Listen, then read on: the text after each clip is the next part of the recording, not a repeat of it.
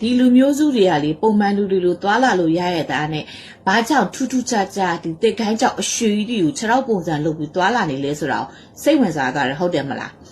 ကျမလည်းစိတ်ဝင်စားလို့သူတို့အကြောင်းလိုက်ပြီးတော့စူးစမ်းတဲ့အခါကျတော့ဒီတဲမှာရှိတဲ့လူရိုင်းမျိုးနွယ်စုတွေကသူတို့ရှိမှဆိုຫນွေဘက်တစ်ခုတည်းပဲဒါသွားလာလို့ရတာပေါ့နော်မိုးရင်းဘက်ဆိုရေကြီးရေရှင်နဲ့တအားဖြစ်တဲ့အခါကျတော့သူတို့ကဒီ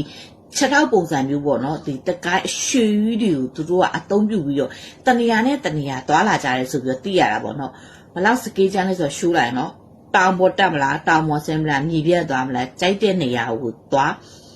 စကေးရတဲ့ဇာတ်မမရတော့ဘူးနော်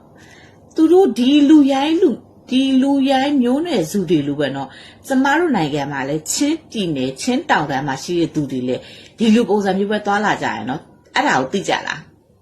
ချင်းလူမျိုးတွေမှာလည်းအဲ့လိုတက်ကိုင်းကြောက်တွေကိုခြေထောက်ပုံစံထောက်ပြီးသွားလာနေတဲ့နေရာလည်းရှိတယ်။ဒါချင်းလူမျိုးမှန်ရင်တော့သိရနော်။ဒါကတော့ချင်းလူမျိုးတော့မဟုတ်ဘူး။ဒါအာဖရိကနယ်ပွားရှိတယ်။ဒါလူရိုင်းမျိုးနယ်စုတွေပေါ့နော်။အဲ့ဒီမှာရှိတဲ့သူတွေတွေ့လား။ခလေးဖြစ်ဖြစ်လူကြီးဖြစ်ဖြစ်ကြီးကြီးငယ်ငယ်မျိုးအကုန်လုံးတော့စကေးရတော့ကျန်းသလားမင်းနဲ့တော်တော်ကြည့်နေထားဖို့များတယ်။ကျမစိတ်ဝင်စားတယ် तू ကလေဒီတက်ကိုင်းကြောက်ကြီးကိုအရွှေကြီးတွေပဲဒါလောက်ထားကြသူတို့ရှိမှနေရမိုးရင်းဘက်ဆိုရင်တော်တော်လေးကိုရည်ကြီးရှမ်းတဲ့သဘောမှရှိရဲ့